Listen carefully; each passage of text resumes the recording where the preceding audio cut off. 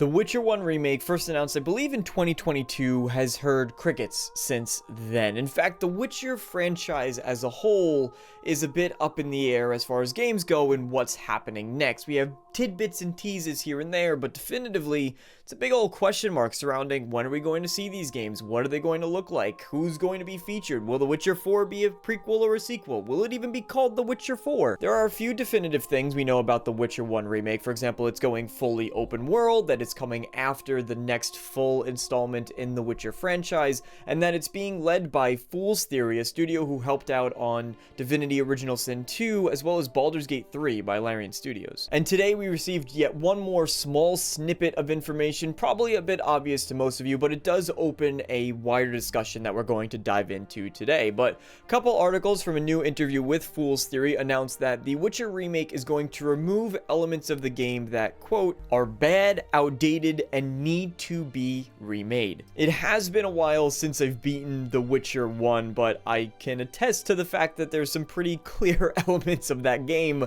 that need to be revised. Almost certainly the collectible romance cards, like literal baseball style trading cards of the people that Geralt sleeps with. For those of you who have not played the original Witcher, Geralt, both younger and with amnesia in the first game, was fairly promiscuous. It's safe to say that he got busy slaying much more than just monsters throughout his quest. Several sections of the game were pretty cringe-worthy and just outright added nothing to the overall context of the story or character development, and just they didn't need to be there. The fate of the world is in the balance, and you're thinking about sex?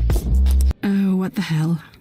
Strip. There is an argument to be made about Geralt's more flirtatious side presented in The Witcher 1, specifically how it reflects the way Geralt acted in the Witcher books, where he had about a dozen romantic interests, and I think people have counted upwards of 16. And while Geralt is still quite the romantic by the time The Witcher 3 comes around, I think there is something to be said about how tonally his character shifts once Ciri does come into the picture, how he embodies that role of the father figure. However, there are many elements in The Witcher 1 that could seek to be improved to fully make this remake something special. Several elements that I think should be retained as well, and this opens up the broader conversation that I wanted to have with all of you today. How is it going, everybody? My name is DeMarco, and first, let's get started into some of the elements that I desperately hope get improved when it comes to the Witcher 1 remake. There are two obvious things, that being the combat and the map, both of which are going to get an overhaul. I don't think we really need to spend too much time or even need to question either of those. The map is already confirmed. For starters, it is going to pivot to an open world style, and I'm curious how that change is going to be handled, if they're going to add more points of interest, more random locations to explore, not flood the map with random question marks and realistically uninteresting places to go to the way they did in The Witcher 3, but it will be interesting to see how they connect all of these locations in the original game that previously existed as isolated areas of the map, now to one cohesive journey traveling between them. Looking forward to that. And obviously the combat does not in any way, shape, or form hold any standard to what we'd currently play in modern games. We're definitively going to see an overhaul to that. A better question to ask is probably, are they going to take inspiration from how The Witcher 3 was done, or is it going to lean more into what The Witcher 4 does? And I suspect the latter, since we do know the remake is coming after The Witcher 4, or whatever it will be titled. This is a new trilogy after all. But as I mentioned, these are the obvious ones. I think more specifically, elements that need to be improved. For starters, the dialogue. I trusted you to think what you've been doing upstairs!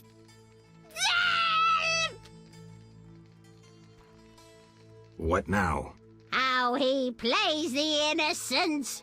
Madam, I couldn't even if I wanted to. Mutation.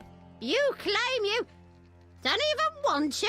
The dialogue, not just the voice acting side of it, which in some cases the voiceover was actually pretty good, although you had some obvious lip sync issues in many cases, but a lot of games, less so now than how it was before, but a lot of games often presented you with dialogue choices, and then what the character would say was not at all reflective of what you meant to express. In the case of The Witcher 1, there were many instances where you would pick one single line of dialogue that was maybe a couple words, and Geralt would have banter back and forth between the NPC, and it would devolve into something you didn't want to say, either tonally, or it would come out ruder than you expected, or it was outright different from what you anticipated. Some of this absolutely could be rectified through tweaking the way the dialogue system works and what is explicitly written out for characters to say, maybe offer a couple more dialogue options in there, but a more interesting way and something I would hope to see is actually re-recording some lines of dialogue, because even though some of it was good, not all of it was. The Lords are coming. Shove off. Who's above the Lords? What is this crap? Now, Doug Cockle, the voice actor for Geralt, has said in interviews he would return to work as Geralt in a heartbeat, but CDPR hadn't called him, although those statements go as far back as 2022, and it's possible we haven't heard anything from him since because now he's under an NDA. But voice acting extends beyond just Geralt. Certain voice actors, such as Dandelion and Triss in particular, are not the same as they were and what most people would recognize them as in The Witcher 3. Who? You really don't remember a thing. Your loved ones, your friends. And while you're at it, it would not go amiss to improve some of the voice lines that were in the game in other sequences as well. It's the truth and nothing but. Geralt, forgive me. I still can't believe you're here. And before moving on from dialogue, there's just plenty of cringe mixed in there in the writing specifically. There's a lot of room for improvement here. We Dryads don't acknowledge intimacy without procreation. Intimacy without procreation can be good. How? Sex relieves stress, improving body and mind. Dryads must be vigilant and agile to defend our home, and my body demands love. Would you like to be with me? Yes. Now, the inventory system as well, it's one thing a lot of people might not remember about the original Witcher game, but the Witcher inventory system itself was delegated to these small little boxes off to the side of the screen that were hard to see. Inventory management was pretty poor. It wasn't the greatest in The Witcher 3, but it was definitively at its weakest here in The Witcher 1, so there's definitive overhauls that need to be made. And while speaking to the UI, there's also the level up system that sort of falls into this category. You effectively got these different types of tokens you would find, like silver and bronze, and you could spend those into specific skills based on their level. It wasn't the best system, it wasn't the worst system, and I don't want them to outright trash it in favor of what we standardize today, where you go down a skill tree but you get skill points and you could sort of put it wherever you want. I definitely think that The Witcher 1 had something a bit more unique. There's something here, but it doesn't mean that it can't be better. And then finally, the world itself, and bringing the world to scale. It's hard to look at a city like Novigrad and then go back to Vizima in The Witcher 1 that really doesn't hold a candle to anything that's there. Fleshing out these districts and even the people in them, which today is Thug, Fatso. There's multiple Fatsos. Look, this guy is exactly identical to this guy and to this guy. It's the same exact character model just walking around. That's funny. Wouldn't mind a little bit of a nod to some of these characters, but it needs to be redone.